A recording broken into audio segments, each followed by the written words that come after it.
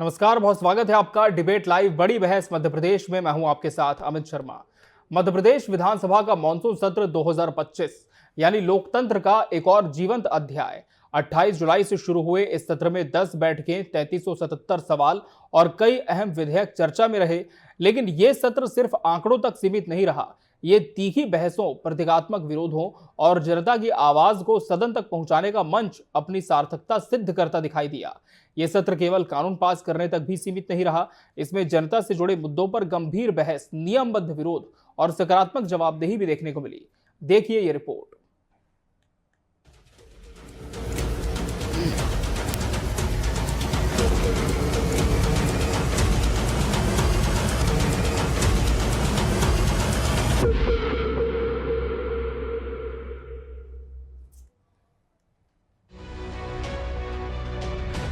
मध्य प्रदेश विधानसभा का मॉनसून सत्र 28 जुलाई से शुरू हुआ। इस दौरान बैठकों में 3000 से ज्यादा प्रश्न पूछे गए। 1718 तारांकित और 1659 अतारांकित, 226 ध्यानाकर्षण प्रस्ताव, 65 शून्यकाल सूचनाएं और 23 निजी विधेयक पेश किए गए। सत्र में 4 प्रमुख विधेयक चर्चा के केंद्र में रहे। मध्य प्रदेश जन विश्वास संशोधन विधेयक 2025, जिसने 12 विभागों के 20 अधिनियमों में 44 संशोधन प्रस्तावित किए। इसका लक्ष्य था छोटे व्यवसायिक उल्लंघनों को अपराध की श्रेणी से हटाकर व्यापार को बढ़ावा देना। मध्य प्रदेश मोटरयान कराधान संशोधन विधेयक 2025, जिसमें टैक्स बकाया पर 4% पेनल्टी और 4 गुना जुर्माना लागू किया गया। इसके अलावा माध्यमस्थ अधिकरण संशोधन विधेयक और कमजोर वर्गों के लिए विधिक सहायता निरसन विधेयक ने प्रशासनिक पारदर्शिता को मजबूत करने की दिशा में कदम उठाया। अब नर्मदापुरम में कभी कल्पना ही नहीं करी कि इतना इस प्रकार से कभी होगा। और ऐसा भी नहीं कि वो लैंड पे खेती हो रही थी, वो 2000 के 4000 एकड़ ऐसी ही पड़ी हुई, ऐसे कोई खेती बाड़ी कुछ नहीं होती थी। लेकिन आज बदलते दौर में जिस प्रकार से समय बदला है, मेगा इंडस्ट्री पार्क, रतलाम, आस्था इंडस्ट्रियल क्लस्टर, अकेले जब मैं अभी सीहोर में भूमि पूजन करके आया अध्यक्ष जी, तो हमारे पास झारखंड वाले जो पूरे देश में बहुत जगह काम करते हैं, उन्होंने अपना फूड इंडस्ट्री पार्क बनाया और फूड इंडस्ट्री पार्क के माध्यम से जैसे कैसे आगर में भी हुआ है। तो वो कह रहे कि हमारा फूड इंडस्ट्री पार्क लग रहा है, इसमें हमको लगभग 1 लाख किसानों से फसल अपने यहाँ प्रोसेसिंग करने की क्षमता बना रहा है। अब बताओ, इंडस्ट्री के अंदर वो तो जो लेबर काम करेगी, लेकिन किसानों को लेकर के सब्जी, फसल जो भी लगाए सब खरीदने को तैयार है। वो सबकी फूड प्रोसेसिंग कर वो यहाँ भेजना चाह रहे हैं। इस सत्र में विपक्ष ने अपनी सक्रियता और रचनात्मकता से सबका ध्यान खींचा। कांग्रेस विधायकों ने खाकी वर्दी पहनकर पुलिस भर्ती घोटाले पर सवाल उठाए और जांच की मांग की। एक दिन तो वे गिरगिट लेकर सदन पहुंचे। ओबीसी आरक्षण पर सरकार की नीति को रंग बदलने वाला करार दिया। ट्रांसफर घोटाले में 1 से 5 लाख की वसूली, पेसा कानून, खाद बीज की कमी और कानून व्यवस्था जैसे मुद्दों पर विपक्ष ने बार बार वॉकआउट किया और प्रश्नकाल स्थगन पर आपत्ति जताई। प्रदेश के अनेक आदिवासी जिलों में वन अधिकार के दावेदार के प्रकरण खारिज करने, उन्हें बेदखल करने, खेती करने से रोकने, प्रताड़ित करने का सिलसिला जारी है। बुरहानपुर जिले के विधानसभा क्षेत्र नेपानगर के अंतर्गत धूलकोट में वन विभाग द्वारा वन अधिकार के दावेदारों को जिला प्रशासन ने 40 गांव के लगभग 3000 से अधिक दावों खारिज कर दिया।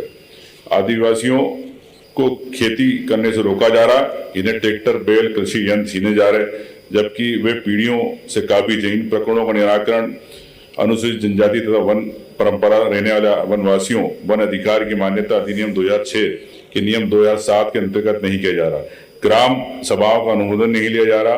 वन विभाग के इस रवैये वनवासियों और आदिवासियों के जीवन जीना दुर्भर हो गया है। ये सत्र लोकतंत्र की परिपक्वता का गवाह बना। अनेक बैठकों में विधानसभा अध्यक्ष नरेंद्र सिंह तोमर ने भोजन अवकाश को हटाकर कार्यवाही को गति दी। विपक्ष और सत्ता पक्ष के बीच तीखी बहस के बावजूद पेसा कानून, जल जीवन मिशन और प्राकृतिक आपदा जैसे मुद्दों पर सहयोगात्मक चर्चा भी देखी गई। प्रतीकात्मक विरोध जैसे गिरगिट और बोरे लेकर प्रदर्शन ने नई लोकतांत्रिक परंपराओं को जन्म दिया, जो जनता तक मुद्दों को प्रभावी ढंग से पहुंचाने में सफल रहे। मध्य प्रदेश विधानसभा का ये मॉनसून सत्र लोकतंत्र का एक जीवंत उदाहरण रहा। जन विश्वास विधेयक से लेकर प्रतीकात्मक विरोध तक इस सत्र ने साबित किया कि बहस ही लोकतंत्र का ऑक्सीजन है। लेकिन सवाल ये है, क्या ये विधेयक और बहसें जनता के जीवन में वास्तविक बदलाव लाएंगी? क्या टैक्स वसूली और ट्रांसफर घोटाले जैसे मुद्दों पर जवाबदेही तय हो पाएगी? Bureau report, TV 24 news.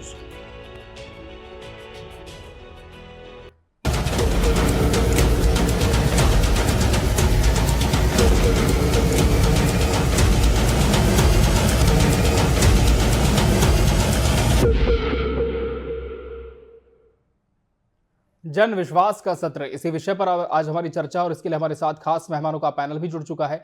हमारे साथ भाजपा प्रवक्ता योगेश गुप्ता जी जुड़े। योगेश जी, बहुत स्वागत है आपका इस चर्चा में। कांग्रेस प्रवक्ता शहरयार खान जी प्रतिपक्ष का पक्ष रखेंगे। शहरयार जी, आपका भी बहुत बहुत स्वागत है। और वरिष्ठ पत्रकार विलक्षण सक्सेना जी भी इस चर्चा का अहम हिस्सा है। सर, आपका भी बहुत बहुत स्वागत है। योगेश गुप्ता जी, जिस तरह से सत्र को लेकर पहले से ही तमाम तरह की तैयारियों की बात की जा रही थी सरकार के द्वारा, तैयारियां दिखी भी, क्योंकि जब विपक्ष ने सवाल किए तो उन पर जवाब भी आया। कितना ज्यादा आप मानते हैं कि सकारात्मक इस बार का मध्य प्रदेश विधानसभा का मॉनसून सत्र रहा है दोनों पक्षों के लिए? जी, निश्चित रूप से इस बार का ही नहीं, पिछला सत्र भी काफी प्रभावशाली और महत्वपूर्ण रहा था, जिसमें माननीय विधानसभा अध्यक्ष नरेंद्र सिंह तोमर जी ने 11-11 बजे तक सदन चलाया था, अगर आपको स्मरण हो तो। जी। और उसी प्रकार इस बार विपक्ष का रवैया थोड़ा सकारात्मक भी रहा, थोड़ा हास्य प्रयास का भी रहा, थोड़ा नाटक नौटंकी के माध्यम से उन्होंने ध्यान खींचने का भी कोशिश करी जी। उसमें कितने सफल हुए ये तो आप सम्मानित मीडिया के समक्ष है।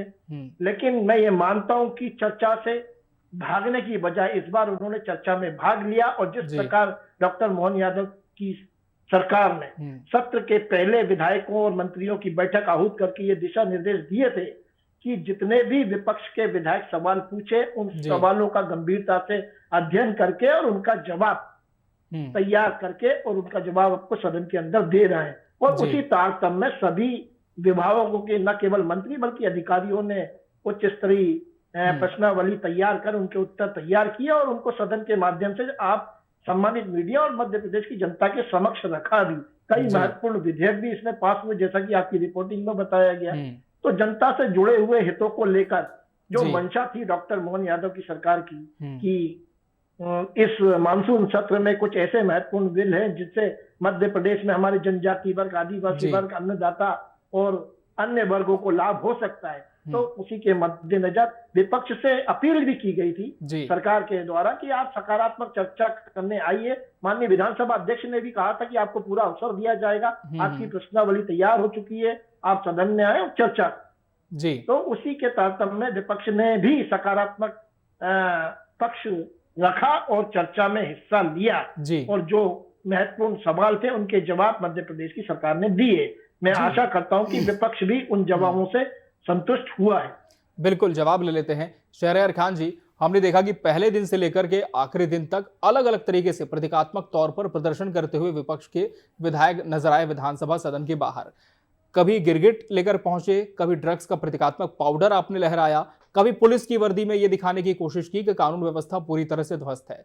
लेकिन जिन सवालों की बात कर रहे थे, जिन मुद्दों को आप लोग उठाना चाह रहे थे, क्या वो मुद्दे उठाने में आप लोग सफल रहे और सवालों के जवाब मिले आपको सरकार से? देखिए, पहले की अपेक्षा ये सत्र काफी सकारात्मक रहा और जो कांग्रेस पार्टी हमेशा जनता से जुड़े मुद्दों को उठाना चाहती थी, उससे ये सरकार भागती रहती थी। आज अभी हमारे मित्र ने स्वीकार करा कि मुख्यमंत्री जी ने अपने अधिकारी मंत्रियों का बोला जो विपक्ष के सवाल हों उसके जवाब तैयारी के साथ आके दें। तो इससे साबित हो गया कि इससे पहले सरकार की नियत नहीं थी विपक्ष के सवाल को, जनता के सवालों को सदन के अंदर चर्चा करके उसमें निष्कर्ष तक पहुंचे। और इस बार अगर उन्होंने ये कदम उठाया है तो इसके लिए मैं सराहनीय कदम है, इसके लिए मोहन यादव सरकार का धन्यवाद करूंगा।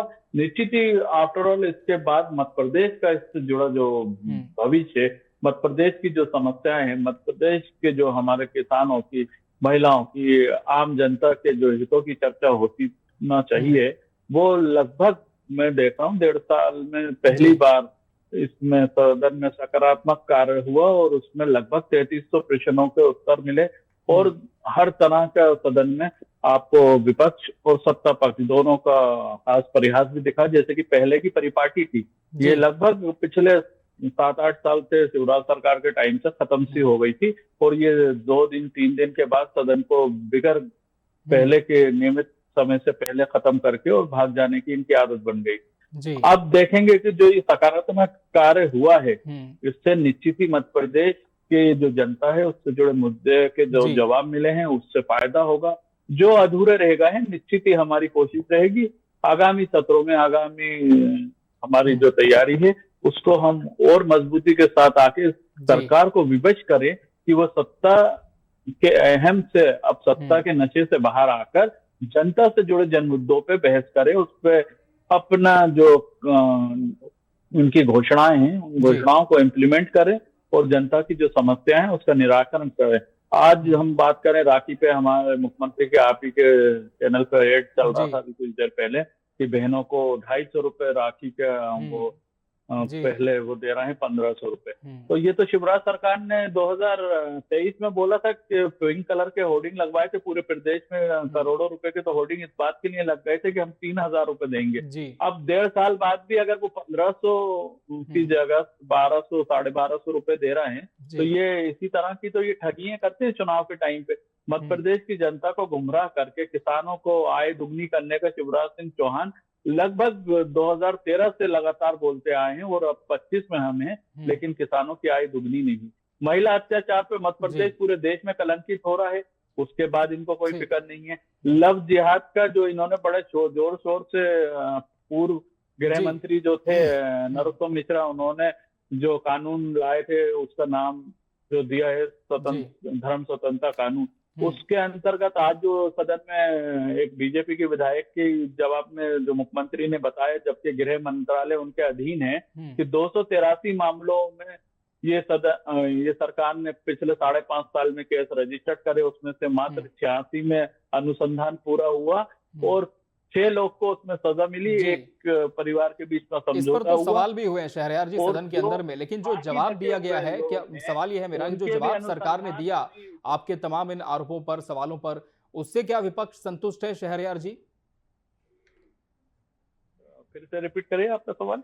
जिस तरह से सवाल उठाए गए सदन के अंदर इन विषयों को लेकर भी जिनका आप जिक्र कर रहे हैं, लेकिन जो जवाब आया सत्ता पक्ष की ओर से, क्या उससे विपक्ष संतुष्टि रखता है?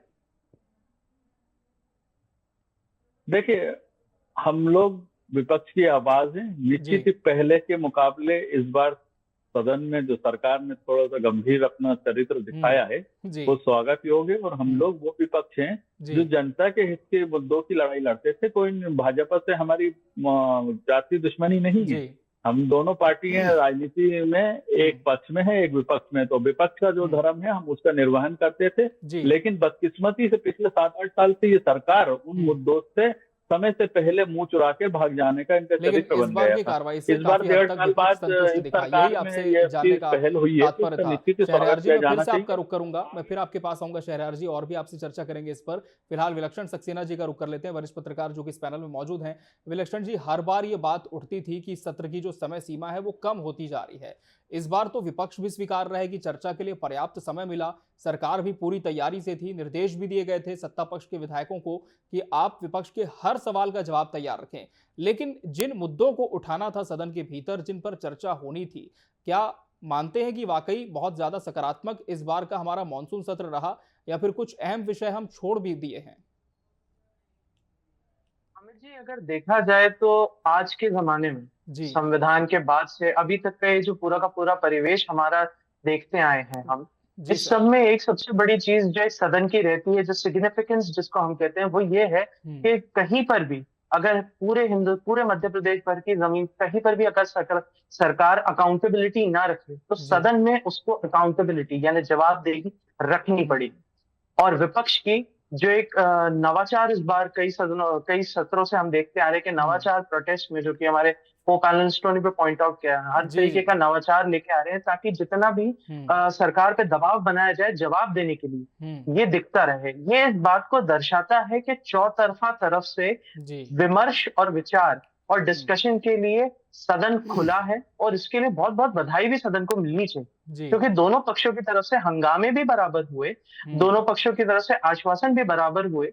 लेकिन एक भी चीज ये देखने को जरूर मिली कि जहां तक मुद्दों को प्राथमिकता पूरी तरह से मिली है, जी। चाहे वो क्षेत्रीय वर्ग के हो, चाहे वो राजनीतिक वर्ग के हो, चाहे वो प्रशासनिक वर्ग के हो, इवन इस बार मंगलवार के दिन महिलाओं को जो एक अलग तरीके से पूरा का पूरा काल दे दिया गया, पूरा एक सेगमेंट उनको पूरी तरह जी, से जी। दे दिया गया, वह भी प्रशंसनीय था। और मेरे ख्याल से सदन के सभी सदस्यों ने उसकी तारीफ भी करी और कहा भी कि हाँ, यहाँ पर कई विषयों पे चर्चा जो होनी चाहिए थी वहां पे हुई है। लेकिन जो आपने सवाल पूछा कि क्या कुछ मुद्दे छूट रहे हैं, देखिए, राजनीतिक गलियारों में ना मुद्दों की कमी है और ना जनता के आम जीवन में उनके लिए जो दिक्कतें वो रोज झेलते हैं, जो प्रताड़ना इस देश का, इस प्रदेश का नागरिक झेलता है, उसमें कोई कमी कभी आज तक नहीं है। ये इस देश की यथार्थ और ग्राउंड रियलिटी है, तो मुद्दे तो कतई कम नहीं होंगे। हाँ, लेकिन जिस तरह से समय और अकाउंटेबिलिटी के साथ, जैसे आज का ही हम एक वाकया ले ले कि जब करण सिंह वर्मा के बीच में और राजेंद्र जी के बीच में जो वार्तालाप चल रहा था, और जब करण सिंह वर्मा के द्वारा आश्वासन दिया गया कि नहीं, मैं हाई लेवल कमिश्नर की कमेटी का गठन करके आपके साथ ही इसको भेजूंगा, यह एक राजनीतिक समीकरण को भी आपके सामने दर्शाता है कि सदन में पक्ष और विपक्ष दोनों ही कार्य करने के लिए तैयार है, और ये सामंजस्य भी बिठाता है। खास तौर से इसमें यह भी देखना है कि सरकार जो एक काफी लंबे समय से, सत्ता परिवर्तन के बाद से हो, चाहे चुनावों के बाद से हो, एक जो सरकार कहती आई थी सदन के साथ में कि सदन में सरकार असंवेदनशील हो रही है, मुद्दों को प्राथमिकता नहीं दे रही, ना उन पे प्रॉपर जवाब दे रही है। अब ये संवेदनशीलता ऐसी क्रियाओं से दिखती हुई और आगे बढ़ती हुई आ रही है कि हाँ, सरकार सजग भी है और एक्शन लेने में भी पूरी तरह से, जवाबदेही में भी पूरी तरह से आगे। जी, बिल्कुल। योगेश गुप्ता जी, इस बात से तो बिल्कुल विपक्ष भी सहमति रख रहा है कि तैयारी थी सत्ता पक्ष के विधायकों की, समय की बाध्यता को लेकर भी इस बार कोई शिकायत नहीं है। लेकिन हम मुद्दों से इतर यदि विधेयकों की बात करें, जन विश्वास विधेयक इसमें जिस तरह से लाया गया, मध्य प्रदेश मोटरयान कराधान संशोधन विधेयक पेश किया गया, माध्यमस्थ अधिकरण विधेयक भी पेश किया गया, कितना मानते हैं प्रदेश की जनता के लिए जो विधेयक पारित किए गए हैं, लाए गए हैं, वो बहुत ज्यादा हितैषी साबित होंगे? और सरकार की जो तैयारी थी, क्या वो पूरी तरह से इसमें थी? आने वाले समय में जब सत्र खत्म हो चुका है तो इसके बाद जमीन पर किस तरह से इनका असर होगा?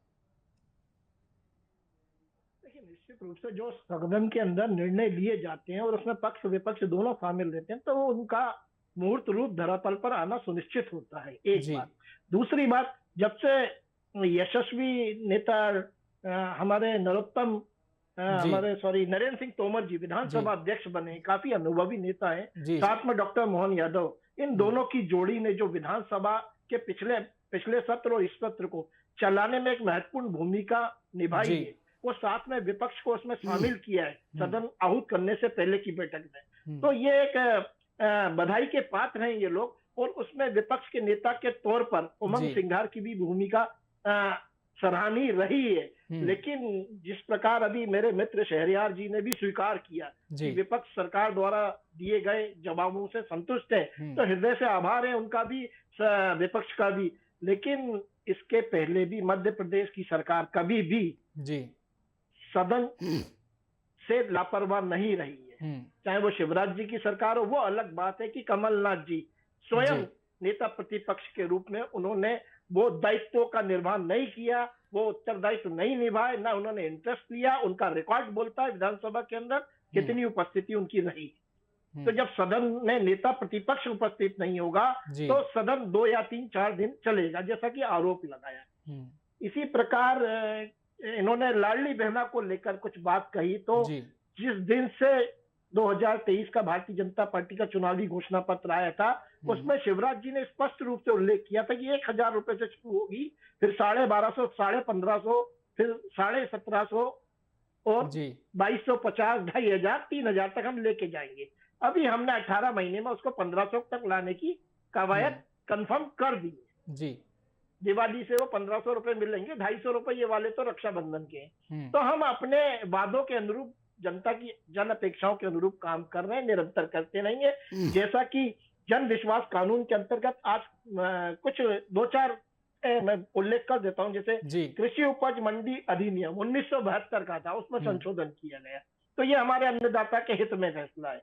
इसी प्रकार एमपी नगर पालिका अधिनियम, इनको कुछ विशेष अधिकार दिए गए, जो ये भी बहुत पुराना था, 1961 से चला आ रहा था, तो संशोधन की आवश्यकता थी। इसी प्रकार एमपी उपचारिका, प्रसव सहायिका उपचारिका, ये हेल्थ से रिलेटेड है, तो इसमें भी हमारे स्वास्थ्य केंद्रों को आजादी दी गई है। तो निश्चित रूप से ये सारे निर्णय जनता के हितों से जुड़े हुए हैं और जनता के हित में पक्ष और विपक्ष दोनों अगर साथ में चले तो मध्य प्रदेश निश्चित रूप से दुगनी रफ्तार से दौड़ेगा। और हमने तो हमेशा विपक्ष का आह्वान किया है कि सकारात्मक विपक्ष की भूमिका लेकर आइए, जनता के हितों से जुड़े हुए मुद्दे लेकर आइए। सदन के अंदर भी आपका स्वागत है, सदन के बाहर भी। यशस्वी मुख्यमंत्री डॉक्टर मोहन यादव जी तो स्वयं कहते हैं कई बार सार्वजनिक रूप से कि जनता के हितों से जुड़े हुए मुद्दों के बाद मैं किसी भी टाइम चर्चा के लिए तैयार। तो इस प्रकार के मुख्यमंत्री हैं हमारे और प्रयासरत रहते हैं हमेशा। तो मैं मानता हूं कि निश्चित रूप से मध्य प्रदेश को एक तेज रफ्तार से चलाने वाला मुखिया मिला है। जी शहरयार खान जी, जिस तरह से योगेश गुप्ता जी ने कहा कि बिल्कुल मुख्यमंत्री ने तो स्वीकारा है कि सदन के बाहर भी यदि कोई ऐसा विषय है जो जनता से जुड़ा हो तो मैं चर्चा के लिए तैयार हूं, तत्पर हूं।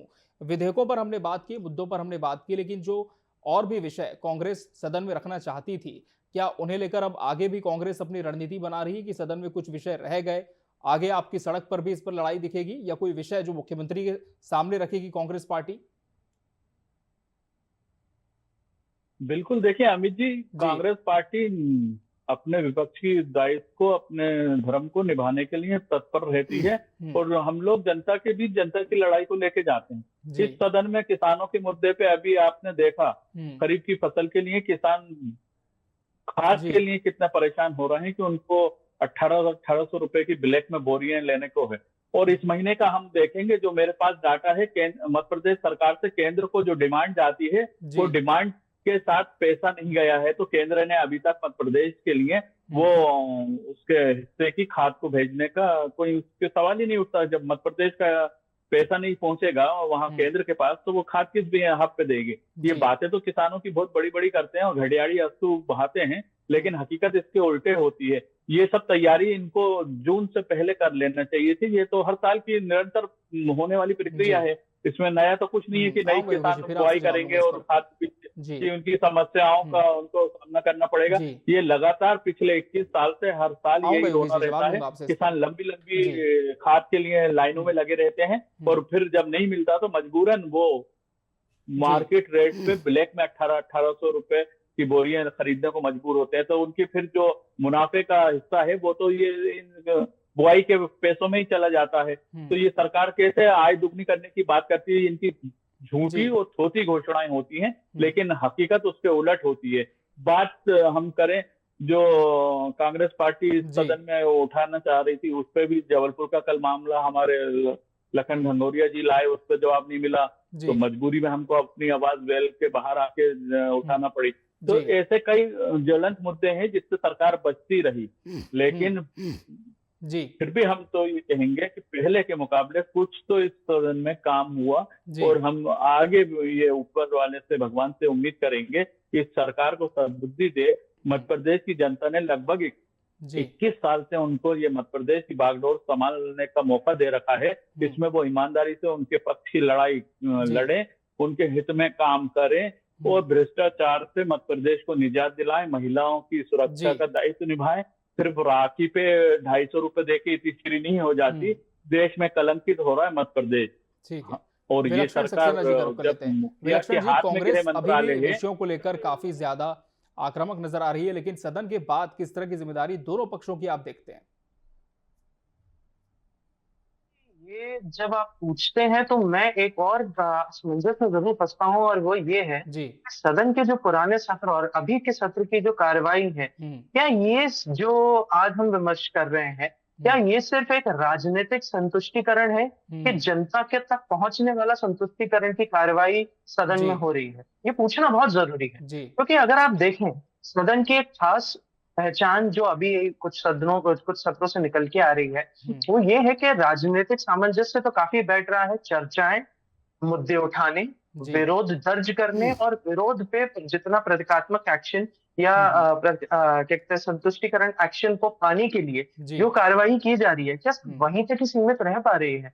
मुझे पिछला सदन का सत्र याद है जब नरेंद्र सिंह तोमर जी के ही कक्ष में नेता प्रतिपक्ष और उप नेता प्रतिपक्ष को बैठ के साथ में विमर्श किया गया था और आउट ऑफ द टर्न रहते भी हेमंत कटारे को ये मौका दिया गया था कि नरसिंह घोटाले पर वह पूरा का पूरा वक्तव्य अपना एक दिन पेश करें। साथ ही साथ जब इस सदन की भी कार्रवाई की हम बात आती है तो हम ये देखते हैं कि राजनीतिक अंडरस्टैंडिंग दोनों पक्षों के बीच में इतनी अच्छी है कि मुद्दों को समझने, मुद्दों को आगे बढ़ाने के लिए, जैसे कि आज के डेट में आपने देखा कि कुंवर विजय शाह ने बकायदा एक अपने रखे गए प्रश्न का जवाब दिया सदन के अंदर। वहीं कल जब वो उपस्थित थे तो कांग्रेस ने पूरी तरह से विरोध दर्ज किया था कि इनको बर्खास्त करना चाहिए। सदन में आगे तक बढ़ के हमने प्रोटेस्ट किया। तो ये एक राजनीतिक संतुष्टिकरण के हमको यहाँ पे दिखाई दे रहा है, क्योंकि जनता के मुद्दों को अगर उठाने के बाद जनता तक उसका लाभ नहीं पहुंचा जाए तो मुद्दों को उठाना तो सिर्फ एक उन्हीं सदन के सदस्यों के लिए ही बेनिफिट है। मध्य प्रदेश की 12 करोड़ की जनता या जितने भी करोड़ के लोग हमारे पूरे राजनीतिक तंत्र के साथ जुड़े हुए हैं, यहाँ के सिटीजन्स हैं, क्या उनके तक पूरा उसका बेनिफिट पहुंचता है? यहाँ पर किन किन मुद्दों पर फोकस करने के लिए, इम्पैक्ट करने के लिए जरूरी पड़ जाता है कि हम बर्खास्तगी की, या पहले एक सदन का एक नियम होता था जहां पर अगर कोई संवेदनशील मुद्दा है तो उसमें नरेंद्र सिंह तोमर जी जो सभी पद पर हैं, अध्यक्ष पद पर रहते हुए, उनके इसमें ये जरूर है कि वो एक इन्वेस्टिगेशन की कमेटी में अपना खुद भी एक हस्तक्षेप लें या एक कमेंट वहां पे पास करें। यहाँ पर बिल्कुल कोशिश यही होनी चाहिए कि मुद्दों का असर जो है वो जमीन पर भी दिखे। बहरहाल समय हमारे पास इतना ही था। आप सभी मेहमानों का बहुत बहुत धन्यवाद हमसे इसमें जुड़ने के लिए और इसका हिस्सा बनने के लिए। इसी के साथ हमारी इस खास पेशकश में फिलहाल इतना ही। मुझे और पूरी टीम को दीजिए इजाजत। नमस्कार।